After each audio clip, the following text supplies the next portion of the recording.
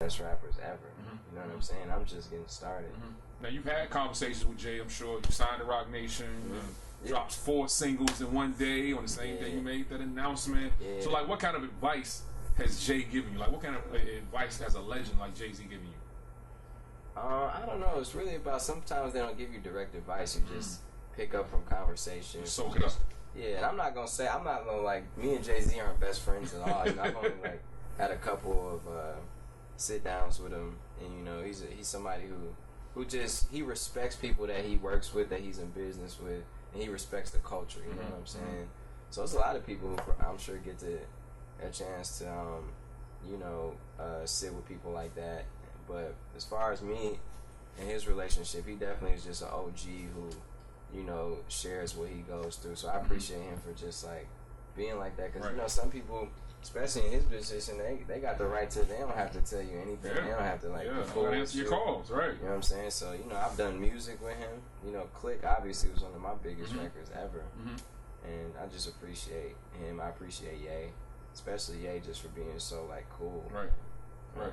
So let's talk about your music. Like, you buzzing right now. Like, you got the radios booming, you got the clubs booming with this new record. Yeah. Let's talk about it, man. Let's talk about it. How did it come about? I know there's some speculation about who the record is about, and certain words might be directed at somebody. Let's talk about the record itself. Yeah, like, certain words are directed to somebody, but it's not like a bitter thing. Man. It's just about, I'm somebody who raps about what I go through. Right. As you should. I'm not finna rap about no bullshit. About no fake shit. You know, and sometimes I do get in the mind space of writing from a perspective.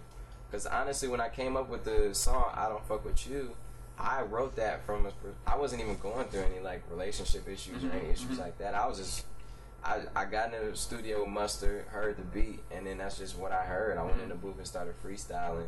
So it's not like it came from a dark place. I was just like happy and came up with something funny.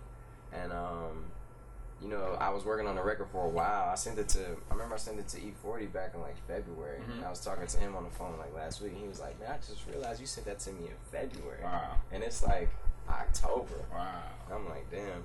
But you know, so it's not directly directed towards anybody specifically, the whole song, man. It's about a lot of different things, a lot of situations. So I feel like it's an anthem. Right.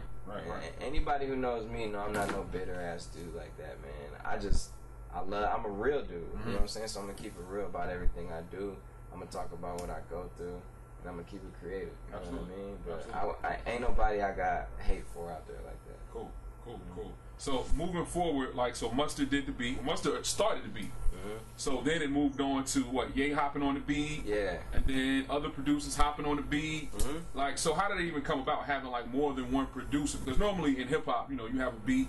You know, you might have a ghost producer, or you might have one producer or two producers who stick their hand in the pot. Like, how did that come about with all of those producers putting their hand in your project? It just was a thing where, like, Ye heard it, and he just felt like he could add to it. And he did. He gave his, you know, I feel like he added a certain soul to it. You know what I'm saying? His idea. And then Key Wayne, you know, put his input in, and Dahi put his input in, you know, the drums at the end. So, you know, all the record wouldn't have been possible without any of those producers. You know, they all contributed to it and made it what it is. And Kanye definitely, you know, gave it a certain feeling, man. So I appreciate that. Yeah. So as far as hip hop goes, and then E40 just gave it that aesthetic, man. So shout out to the boy. Sprinkled that E40 shizzle on it, you know what I'm saying? So it was just perfect, and I'm just happy that the song is doing so well, man. E40 is just somebody who I used to listen to, you know, when I was a little shorty. My brother used to be playing E40 all the time. So it was an honor to have him on it, and it's just great to have a song that's really popping with him on it too, man. It's good to hear E40. Then that guy, he still can rap his ass off. Yeah, he still got joints, right? Yeah.